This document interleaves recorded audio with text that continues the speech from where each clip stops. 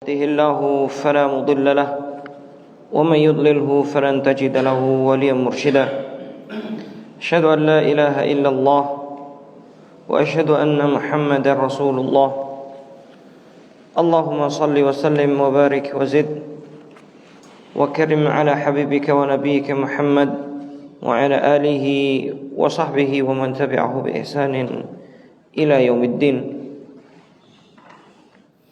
Akhwati fillah syarakumullah, jamaah sekalian dirahmati Allah Subhanahu wa taala. Alhamdulillah, segala puji bagi Allah Subhanahu wa taala yang telah memberikan nikmat pada kita semuanya, sehingga dengan izinnya dan dengan nikmatnya Allah Subhanahu wa taala memberikan pertolongan pada kita untuk senantiasa berada di jalan yang diridhoi. Salawat dan salam kita aturkan pada junjungan kita Nabi Muhammad sallallahu alaihi wasallam, serta keluarga dan para sahabatnya, para tabi'in dan tabi'in tabi'in, dan orang-orang yang senantiasa mengikuti jejak langkahnya hingga akhir zaman nanti.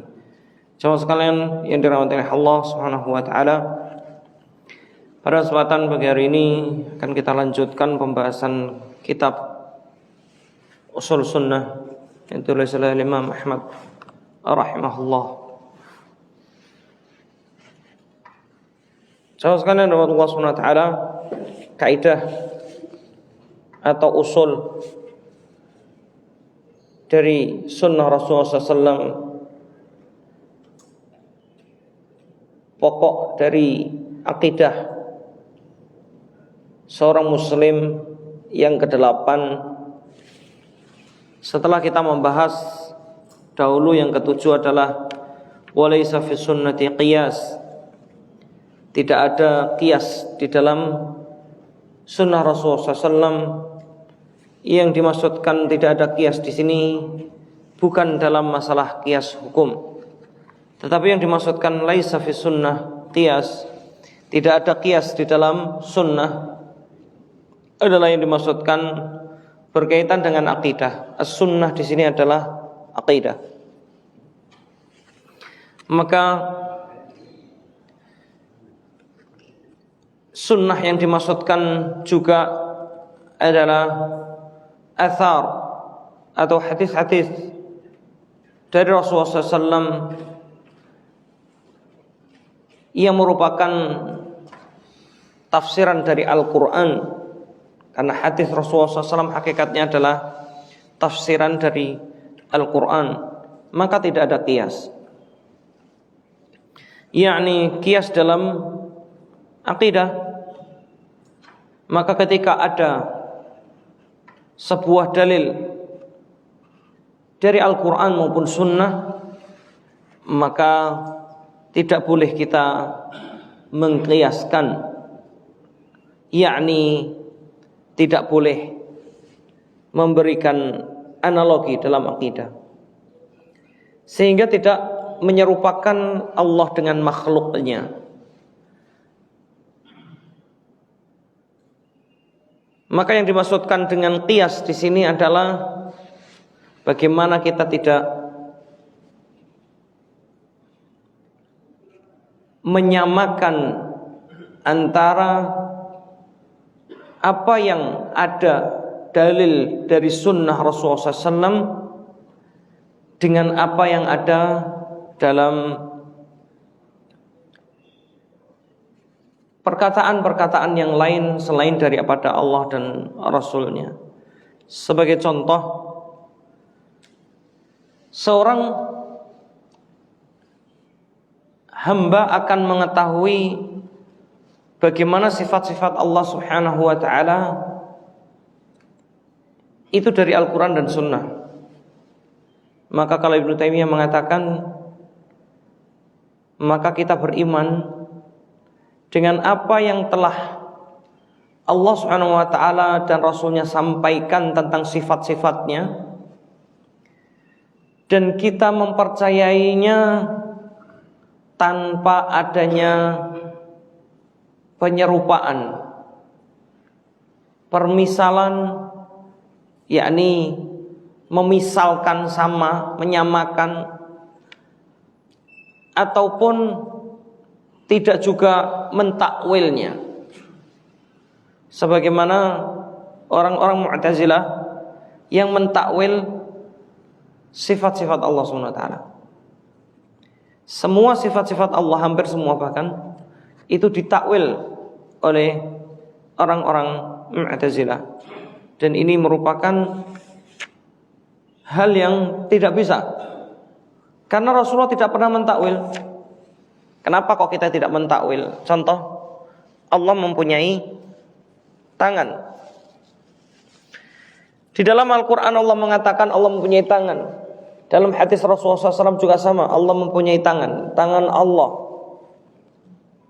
Apakah tangan Allah itu artinya adalah kekuasaan atau dan lain sebagainya? Maka perlu difahami jamaah Allah SWT, Rasulullah tidak pernah mentakwil akan hal itu. Karena andai kata sebuah ayat ataupun hadis Rasulullah SAW yang tidak difahami oleh para sahabat, maka Rasulullah menjelaskan. Ambil contoh, Rasulullah pernah menjelaskan alladzina amanu wa lam yalbisu imanahum bidzulmin ulaika lahumul amnu wa hum muhtadun. Orang-orang yang beriman tidak mencampuri keimanannya dengan kezaliman, maka merekalah orang-orang yang mendapatkan keamanan dari Allah SWT, dan merekalah orang-orang yang mendapatkan petunjuk. Maka sahabat tidak paham dengan hal ini, sehingga mereka memaknai zalim itu ya kezaliman secara umum. Maka Rasulullah menjelaskan maksudnya adalah kesyirikan. Ya, maksudnya adalah kesyirikan dan lain sebagainya. Maka Rasulullah pasti akan jelaskan. Andai kata Al-Quran mengatakan tangan Allah, dan itu tidak difahami atau akan dimaknai dengan makna-makna yang lain, tentunya Rasulullah akan sudah sampaikan tentang hal itu kepada para sahabat. Sehingga kalau mentakwil harus ada apa? Maka istilahnya kalau itu namanya wat ta'wil la budda minad dalil. Mentakwil harus adanya dalil. Sedangkan orang-orang Mu'tazilah menganggap bahwasanya tangan dan lain sebagainya tidak layak bagi Allah SWT untuk disifati, tetapi mereka justru mentakwilnya, dan takwil itu menunjukkan mensifati. Kalau tangan diartikan kekuasaan, seumpama, berarti mensifati Allah dengan kekuasaan, ya kan? Sehingga Allah disifati sendiri oleh orang-orang Mu'tazilah tanpa adanya dalil. Waliyadzubillah, na'udzubillah min dzalik. Baik. Lalu kemudian yang kedelapan pembahasannya adalah wala yudrabu lahul amsal, atau wala tudrabu lahul amsal. Yang kedelapan, bukan hanya laisa fi sunnati qiyas, tidak ada di dalam sunnah itu qiyas, dan tidak diberikan permisalan-permisalan untuknya.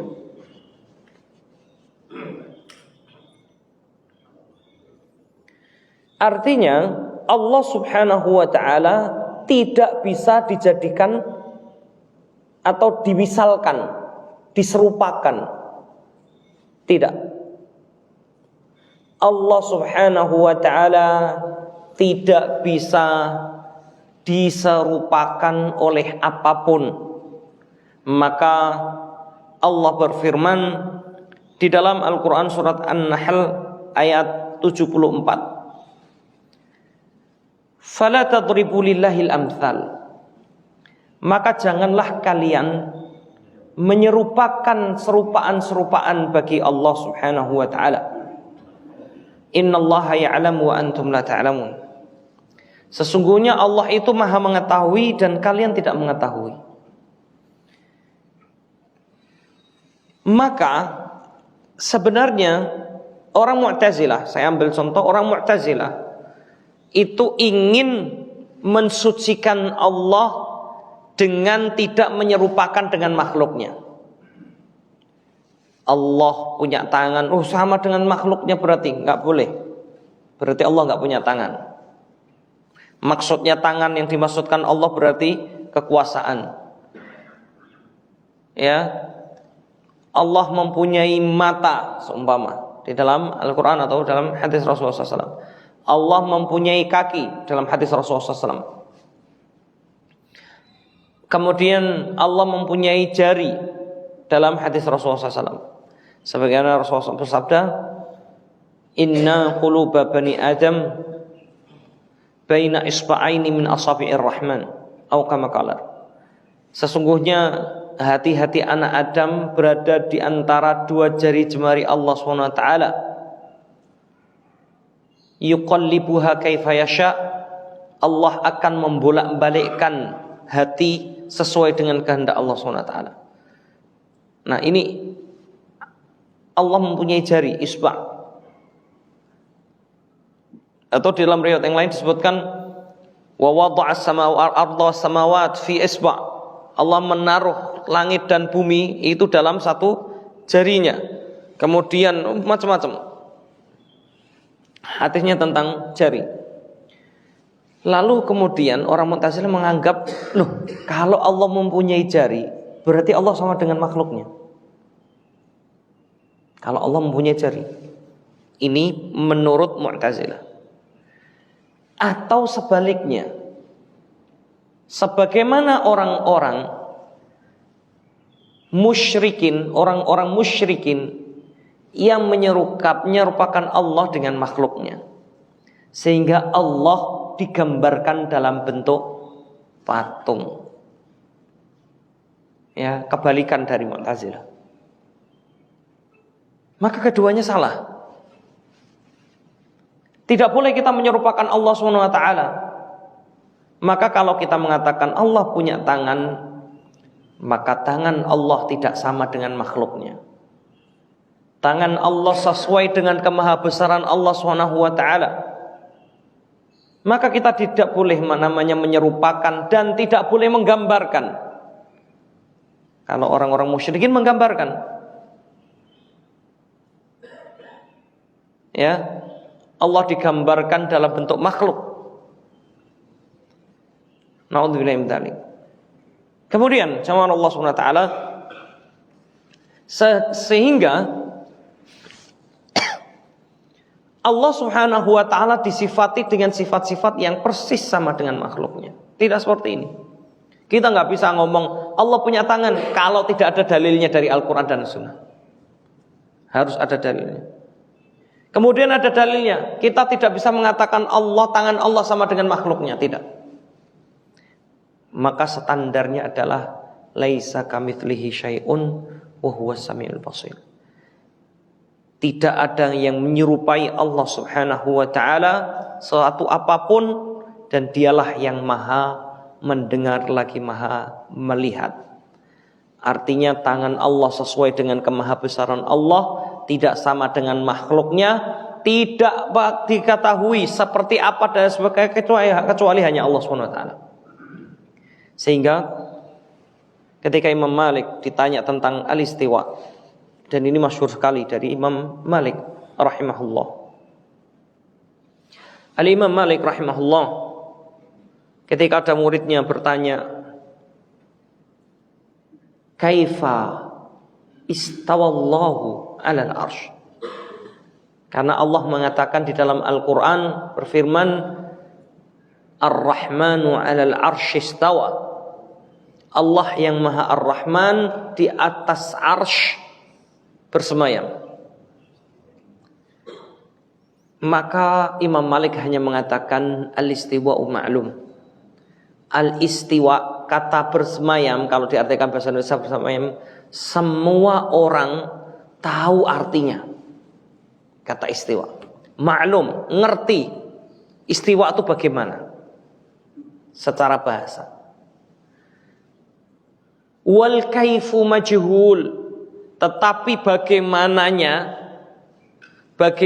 istiwanya Allah, nggak ada yang tahu kecuali hanya Allah SWT. Majhul, nggak ada yang tahu. Was-su'alu anhu bid'ah, menanyakan bagaimananya ini bid'ah. Karena dahulu sahabat tidak pernah bertanya tentang hal ini. Karena pertanyaan itu kadang-kadang menjerumuskan pada neraka. Cuma nanya tapi bisa menjerumuskan ke neraka. Kok bisa? Nanya kan pengen tahu. Karena nanya kalau tidak didasari ilmu pun akan bisa menjerumuskan ke neraka. Maka Ibnu Qayyim al-Jauziyah rahimahullah itu menulis kitab namanya Ighatsatul Lahfan min Masaidi Syaitan. Itu di bab-bab akhir tentang tipu daya syaitan. Ini semua isinya tipu daya syaitan. Nanti membahas tentang pertanyaan orang-orang bodoh yang merupakan tipu daya syaitan. Sampai seorang bodoh itu bertanya dengan mengatakan semua selain Allah kita itu makhluk, selain Allah itu semua kita itu makhluk. Kalau semua makhluk berarti semua diciptakan oleh Allah. Lalu kalau semuanya ini yang menciptakan adalah Allah, lalu siapa yang menciptakan Allah? Ini pertanyaan orang bodoh, dan pertanyaan ini menjerumuskan ke neraka. Ya. Waliyadzubillah na'udzubillah min dzalik. Begitu juga seorang yang bertanya tentang bagaimana Allah, maka disebutkan di kaidah selanjutnya, kata Imam Ahmad, wala tudraku bil uqul walal ahwa. Allah tidak bisa diketahui dengan akal ataupun hawa nafsu. Allah tidak bisa diketahui dengan akal ataupun hawa nafsu. Kenapa? Karena akal kita terbatas. Ya, wal aqlu mahdud. Akal kita terbatas. Gimana? Kok akal kita terbatas? Kemudian Allah kan memberikan akal untuk berpikir. Begitu ya. Pertanyaannya kayaknya masuk akal, tapi hakikatnya juga tidak masuk akal malahan. Ikhwafillah syarakumullah.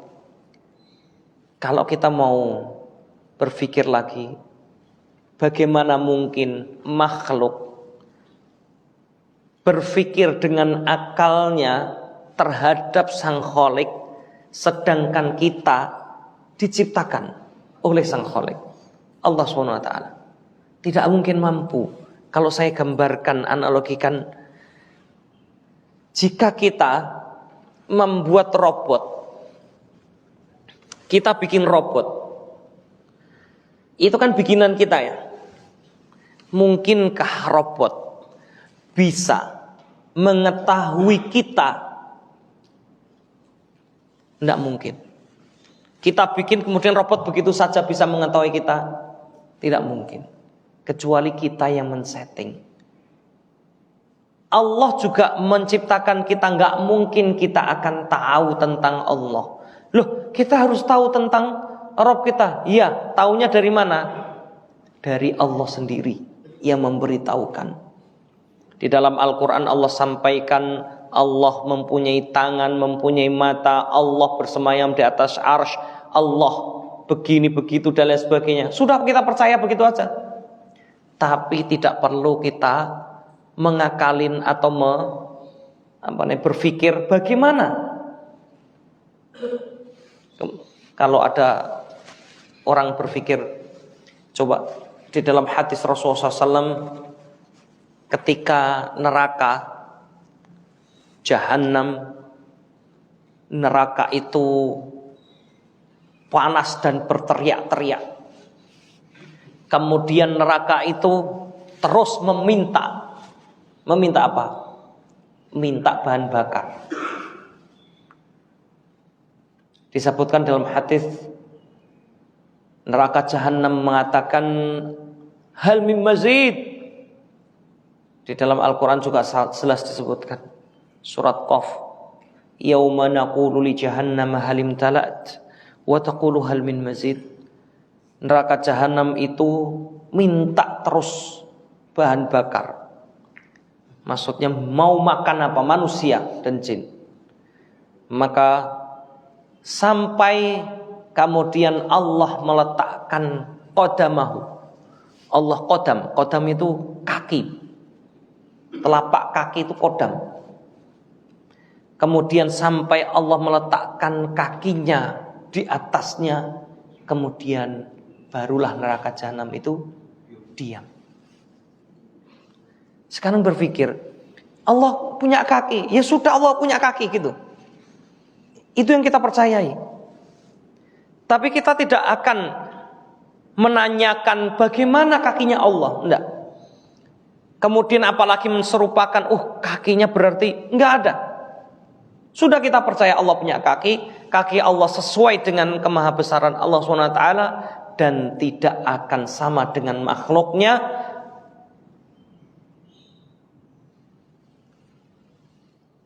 Kaki Allah SWT sesuai dengan mahabesaran Allah SWT. Loh kok bisa? Gampang saja sebenarnya. Kalau kita melihat manusia punya kaki, punya tangan. Monyet juga punya kaki, punya tangan. Sama-sama makhluk.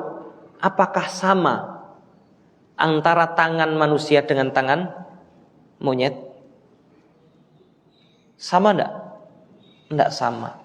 Ini sama-sama makhluk aja tidak sama. Padahal namanya sama. Namanya sama-sama tangan, sama-sama kaki. Saya tanya, kaki meja. Meja punya kaki, kakinya meja. Sama enggak dengan kaki kita? Beda. Karena kaki meja sesuai dengan meja. Ya kakinya begitu. Kaki manusia ya sama sesuai dengan manusia. Tidak ada yang sama antara makhluk satu dengan makhluk yang lain. Lalu bagaimana sang Khalik? Kita tidak akan bisa. Akal kita tidak akan sampai. Makanya tidak akan sampai. Tidak akan bisa diketahui dengan akal ataupun hawa nafsu. Maksudnya hawa nafsu adalah kadang orang-orang ini sebenarnya menyanggah orang-orang yang ingin mensucikan Allah dari kalangan Mu'tazilah, mensucikan Allah, tetapi mereka justru terjerumus pada hawa nafsu yang ingin mensucikan Allah tapi tanpa ilmu. Ya. Innama huwa littiba wa tarkul hawa. Sesungguhnya yang namanya ayat dan hadis Rasulullah SAW berkaitan dengan bagaimana atau seperti apa sifat Allah SWT, apa saja sifat Allah, apa saja nama Allah, itu semuanya adalah hanya sebatas mengikuti, tidak juga asal menyimpulkan sendiri dan meninggalkan hawa nafsu. Mengikuti maksudnya apa? Mengikuti apa yang ada dalam ayat dan hadis Rasulullah SAW. Mengikuti yang dimaksudkan adalah mengikuti para sahabat, yang para sahabat itu tidak pernah melakukannya. Para sahabat tidak pernah memisalkan Allah dengan yang lainnya. Padahal para sahabat itu paling paham, Pak. Kalau saya boleh gambarkan, para sahabat itu rata-rata orang Arab yang sangat kuat kefasihan bahasanya. Apalagi orang-orang Quraisy. Itu sangat kuat sekali kefasihan bahasanya. Mereka faham tentang bahasa yang ada. Al-Quran datang, mereka faham. Meskipun begitu, kadang-kadang mereka menanyakan kepada Rasulullah. Meskipun begitu, kadang-kadang mereka menanyakan akan ungkapan Rasulullah SAW. Contohnya Rasulullah pernah bersabda, halakal mutanatti'un, halakal ats-tsartsarun. Ya. Mereka ngerti tsartsar itu apa, mutanatti'un itu apa, ngerti sebenarnya secara bahasa. Tapi enggak paham apa yang dimaksudkan secara kedetailannya. Mereka bertanya kepada Rasulullah SAW, apa yang dimaksudkan ya Rasulullah SAW? Oh, yang dimaksudkan adalah orang yang banyak bicara. Ya. Serewet nanya tetapi tanpa ilmu, sehingga menanya-nanya itu justru pertanyaan yang akan menghancurkan sendiri. Makanya apa? Rasulullah SAW melarang qila wa qala juga. Contohnya adalah qila wa qala. Mereka mendengar sesuatu dari kata orang kemudian menyebarkannya dan lain sebagainya. Rasulullah melarang itu. Nah, mereka para sahabat yang ngerti bahasa Arab saja, mereka bertanya kepada Rasulullah SAW kedetailan. Artinya sama Allah SWT, para sahabat itu ngerti banget. Tetapi para sahabat tidak pernah menyerupakan Allah dengan makhluknya. Tidak juga sebaliknya, para sahabat kemudian mensucikan Allah dengan mentakwil sifat-sifatnya. Tidak pernah. Ya, tidak pernah sahabat itu mengatakan maksudnya tangan Allah adalah kekuasaan, maksud kaki Allah adalah apa kalau gitu. Orang Mu'tazilah mentakwil semuanya. Contohnya adalah istiwa. Kata istiwa itu kan bersemayam, atau bahasa kita, bahasa kasarnya arti aslinya itu duduk. Istawa itu duduk bersemayam, sebagaimana seorang raja yang duduk di atas singgasana. Ya, itu adalah apa? Kata istiwa. Maka orang-orang Mu'tazilah mengartikan istiwa istaula, meliputi. Artinya meliputi.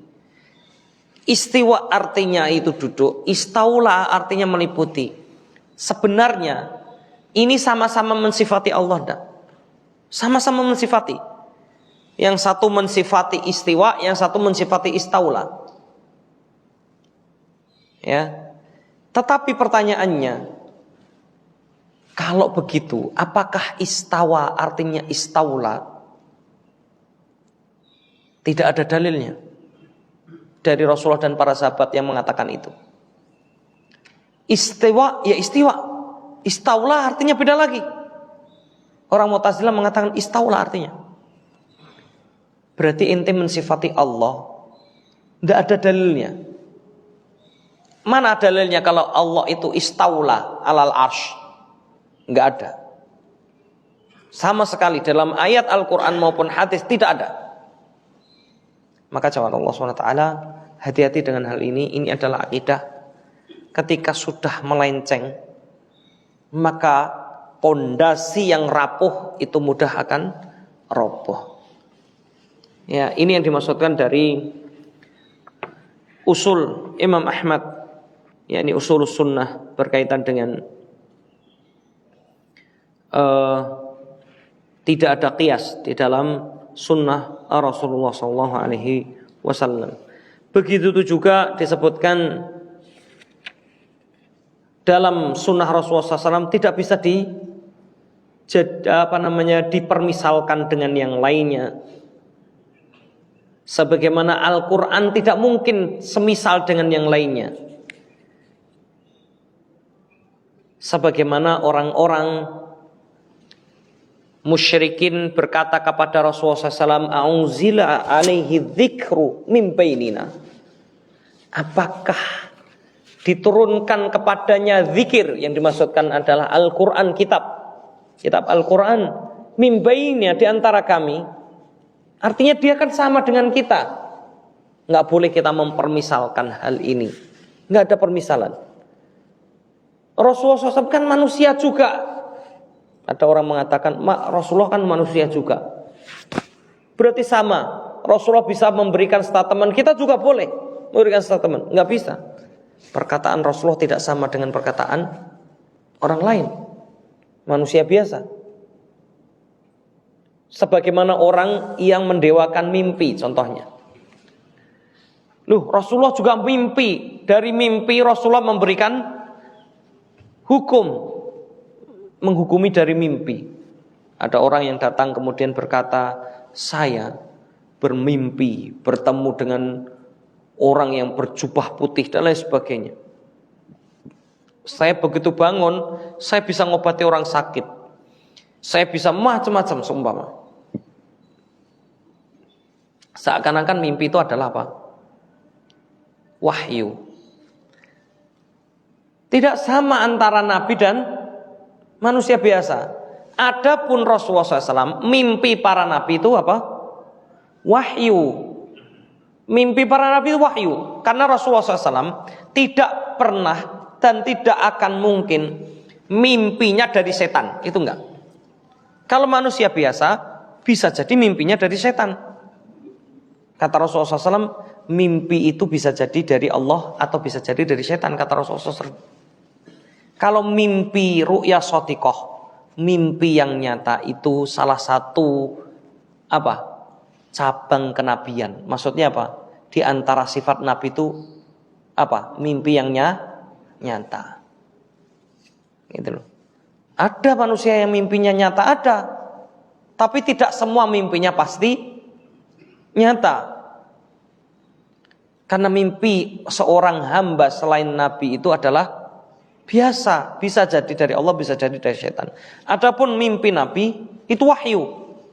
Maka nggak bisa disamakan mimpi Nabi dengan mimpi manusia biasa. Satu.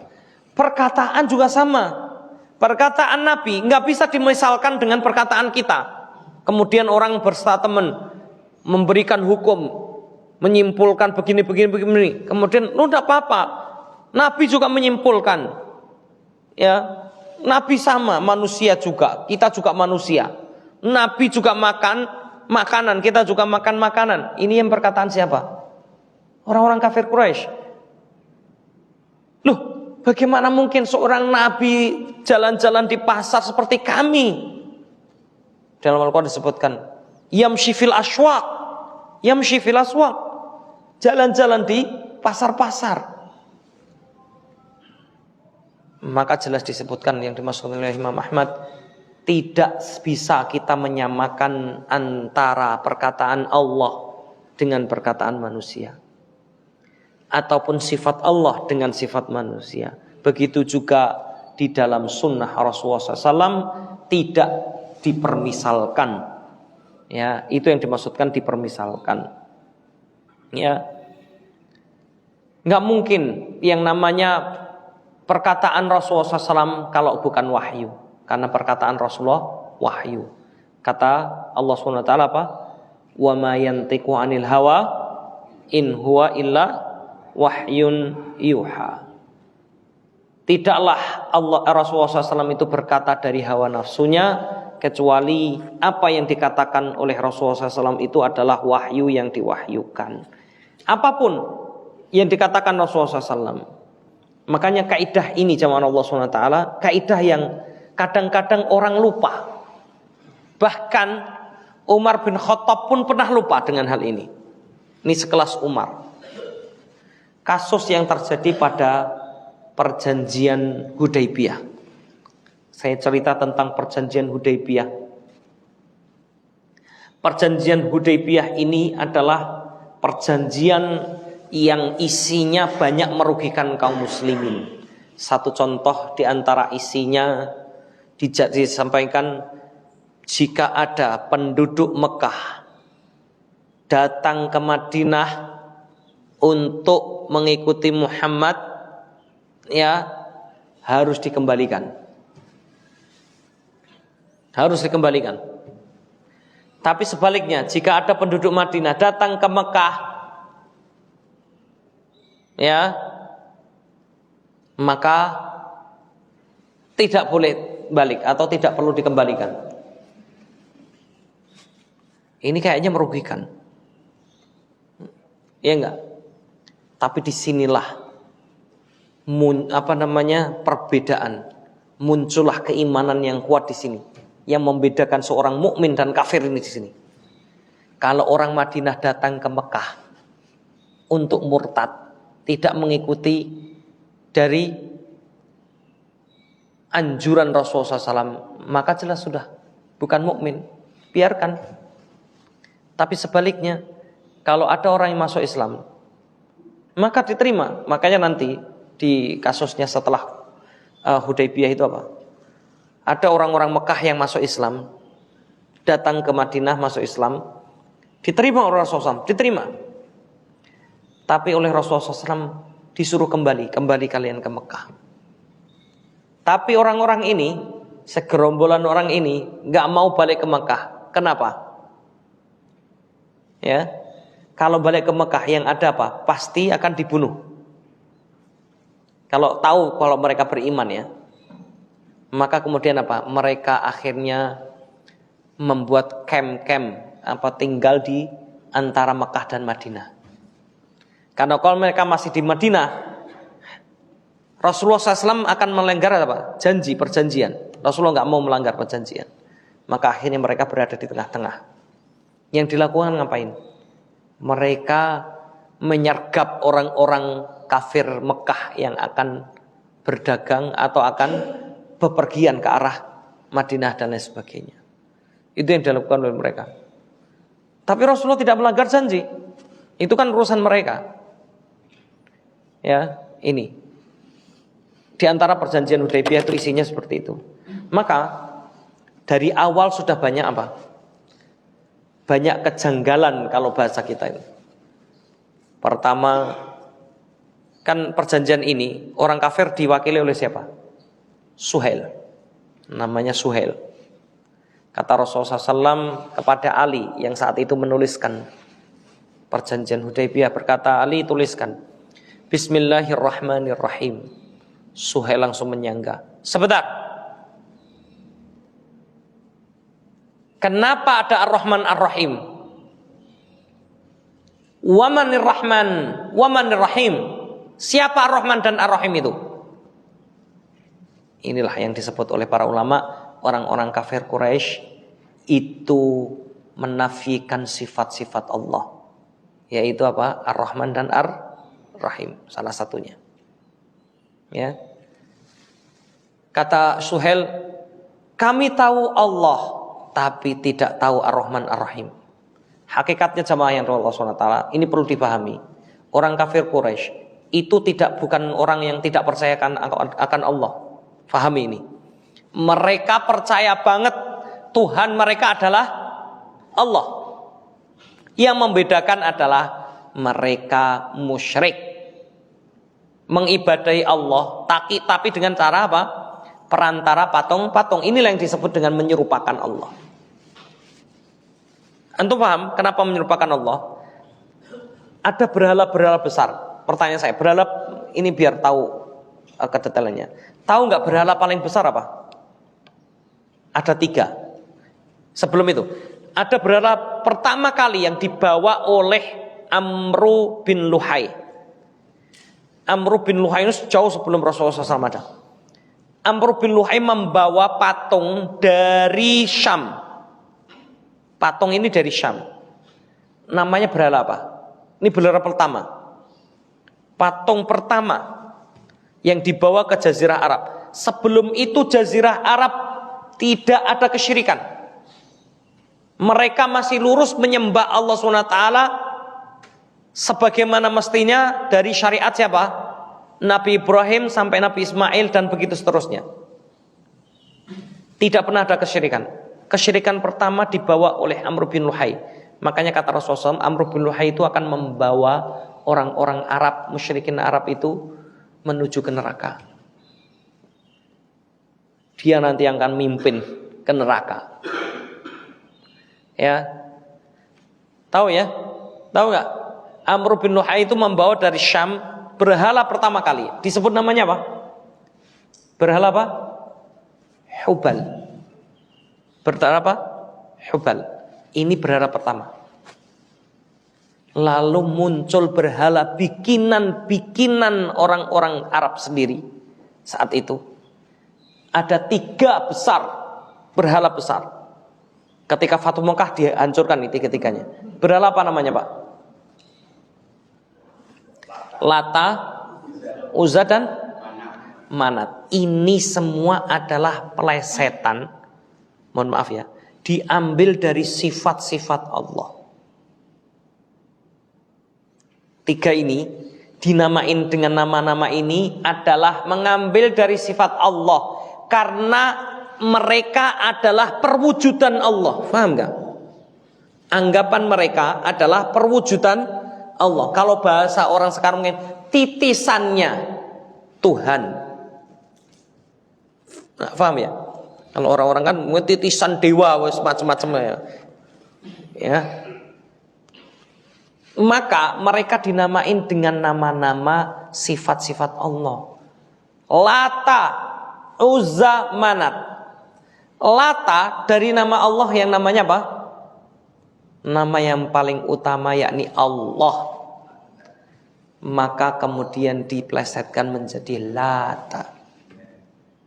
Allah Lata. Paham? Satu.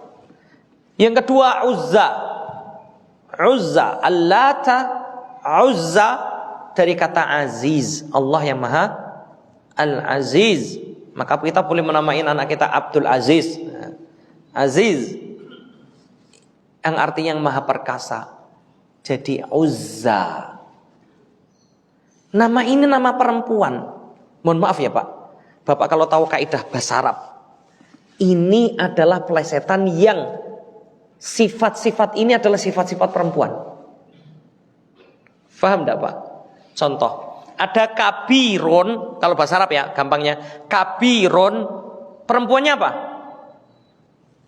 Bentuk perempuannya apa? Ada dua. Satu kabirotun, dua apa? Enggak tahu. Kubro. Kubro. Tahu kubro? Enggak tahu juga. Kan ada istighosah kubro, seumpama. Tahu kubro? Itu dari kabirun. Tapi bentuk muannasnya itu ada dua, kabirotun atau kubro. Itu bentuk muannasnya. Ini pahami ya? Ini biar tahu kronologinya. Maka Uzza itu Aziz, tapi yang perempuan. Paham? Bentuk perempuan Aziz itu bahasa dipelesetkan menjadi Uzza. Manat sama. Tadi Lat sama. Lat dari Allah dari perempuan. Lat. Uzza dari Aziz. Manat dari apa? Al-Mannan. Ini cuma Allah SWT yang maha memberikan karunia. Ini semuanya adalah plesetan sebagai bentuk perwujudan Allah. Maka Allah dimisalkan. Ini loh yang saya maksudkan tadi.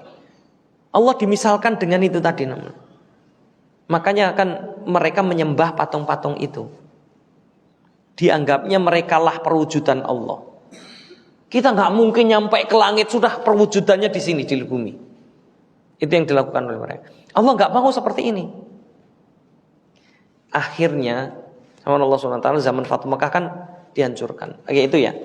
Maka orang-orang kafir diwakili oleh Suhail bin Amr seraya mengatakan, saya tidak mau. Siapa Ar-Rahman Ar-Rahim? Gak tahu saya. Kata Suhail, hapus.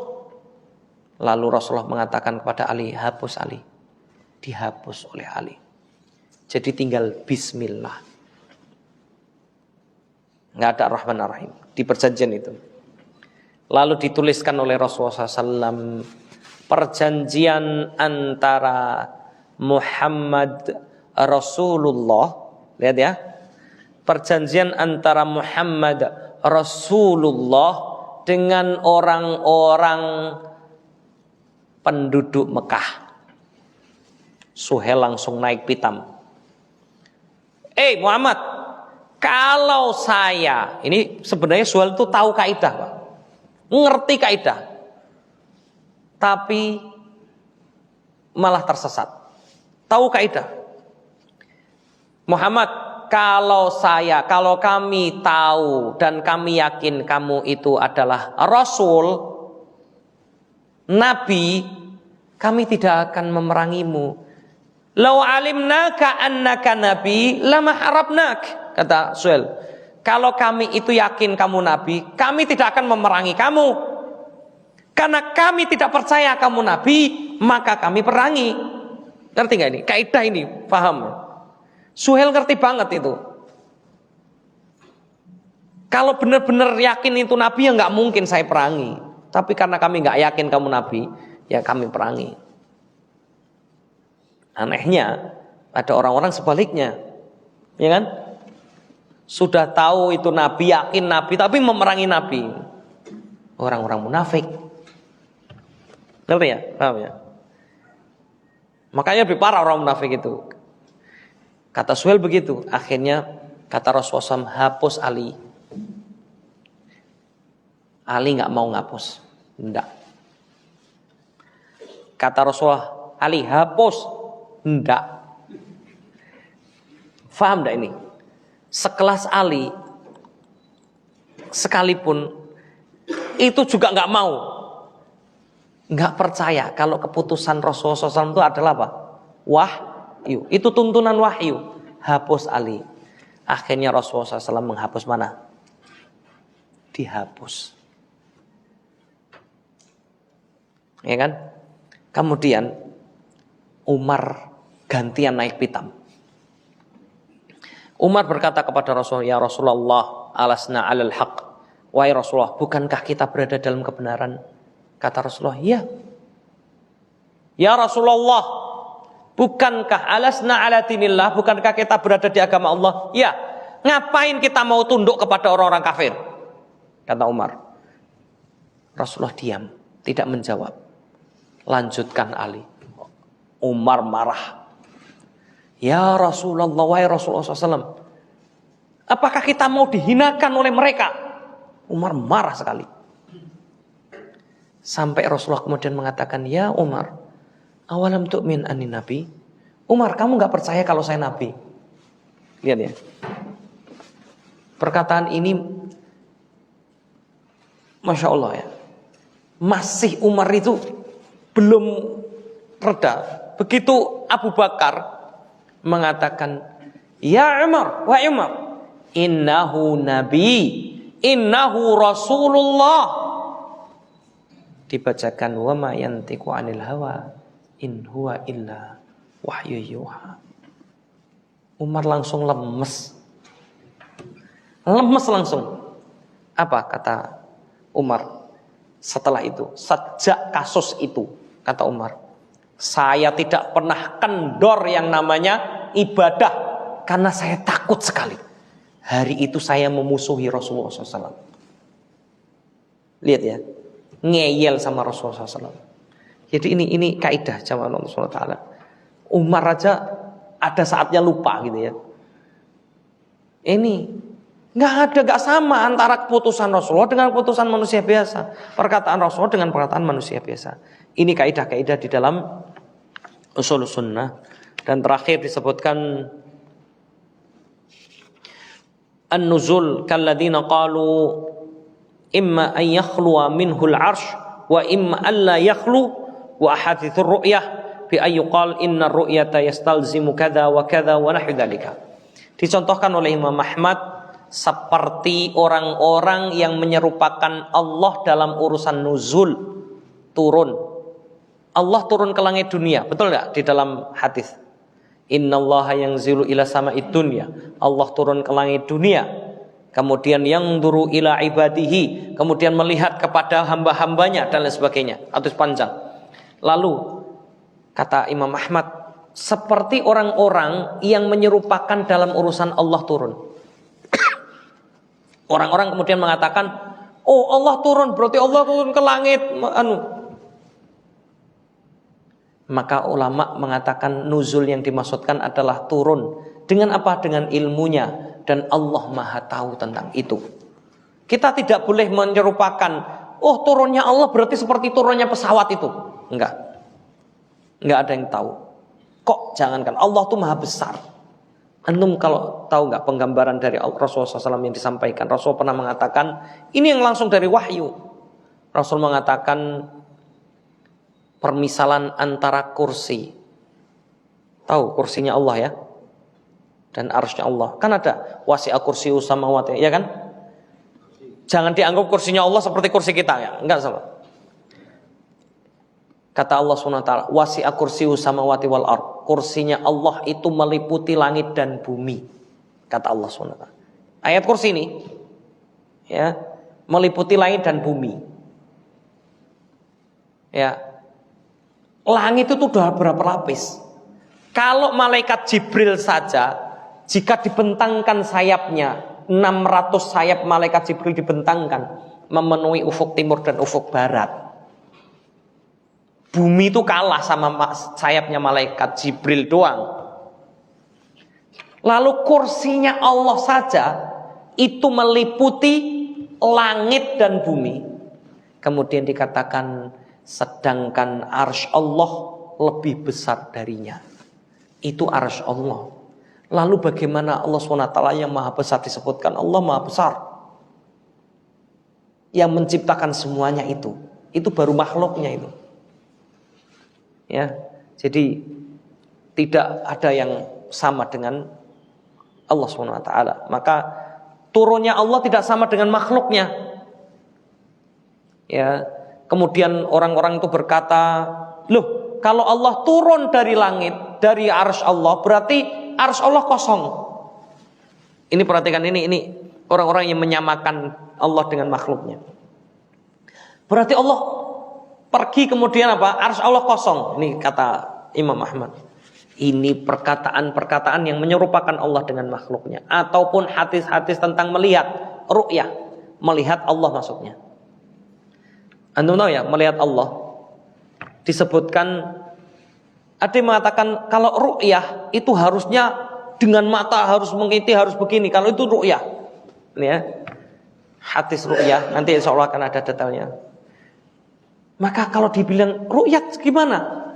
Disebutkan orang Mu'tazilah menganggap Allah tidak bisa dilihat, sehingga tidak ada seorang hamba pun bisa melihat Allah kapanpun, dimanapun, sampai kapanpun, selama-lamanya.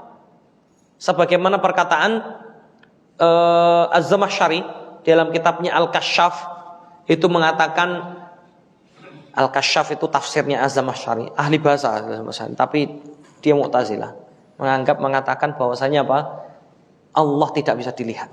Dalilnya apa? Dia berdalil bahwasanya Nabi Musa ketika berkata, Allahumma inni Rabbi arini angdur ilaik. Ya Allah, coba perlihatkan kepadaku supaya aku bisa melihatmu, kata Nabi Musa. Ketika diajak bicara oleh Allah SWT. Apa kata Allah SWT? Kamu lihat gunung dulu itu. Ya, dan lain sebagainya. 6 ayat. Maka kemudian kata orang Mu'tazilah, berarti kata Allah kan gini, Ola lantaroni, kata Allah, kamu tidak akan bisa melihatku, kata Allah SWT. Ini menunjukkan, kata Az-Zamakhsyari, bahwasanya Allah tidak bisa dilihat kapanpun sampai selama-lamanya. Karena lan artinya adalah menafikan yang akan datang selama-lamanya. Maka dibodoh-bodohin sama ahli bahasa yang lainnya. Bodoh sekali sama syari. Gak ada dalilnya dalam urusan bahasa Arab itu kalau lan artinya selama-lamanya.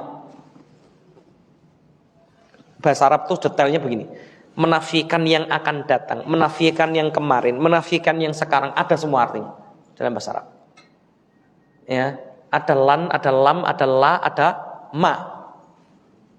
Itu menafikan. Nah, kata para ahli bahasa itu, ini bodoh ini. Dalam urusan ini bodoh ini sama syariat. Karena nggak ada dalilnya. Lan itu artinya selama-lamanya. Ya, makanya kemudian orang Mu'tazilah beranggapan manusia di surga nanti tidak bisa melihat Allah. Itu akidahnya Mu'tazilah. Akidah kaum muslimin, akidah Ahlus Sunnah wal Jamaah apa? Allah bisa dilihat ketika di surga, tapi di dunia tidak bisa.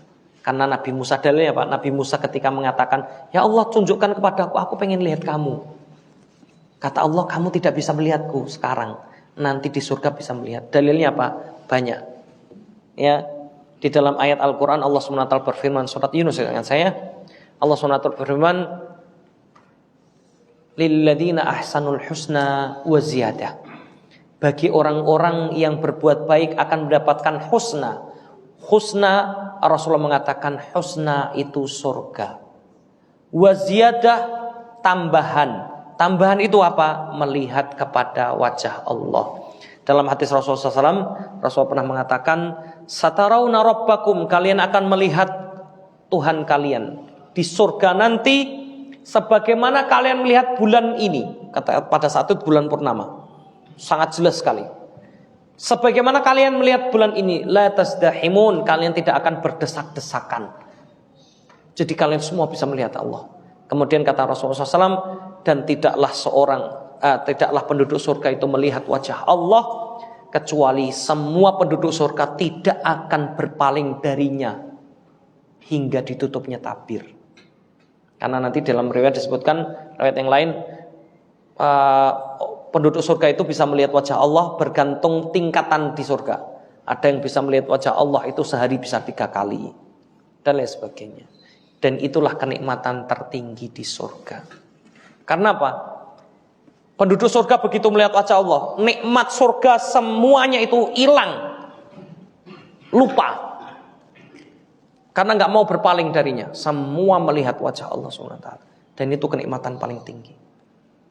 Subhanallah, semoga Allah SWT jadikan kita nanti termasuk penduduk surga yang bisa melihat wajah Allah SWT dan menduduki surganya Allah yang paling tinggi, yakni Firdaus. Terlepas apa yang pernah kita lakukan, semoga Allah ampuni dosa-dosa kita. Ini saja yang dapat saya sampaikan, kurang lebihnya mohon maaf. Mungkin ada satu pertanyaan atau enggak? Kalau enggak ada ya udah.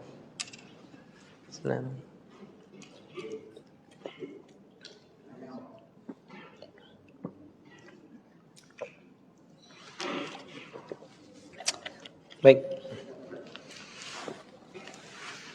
Jika tidak ada, kita akhiri perjumpaan kita pada pagi hari ini dengan doa majelis. Subhanakallahumma wa bihamdika asyhadu an la ilaha illa anta astaghfiruka wa atubu ilaik.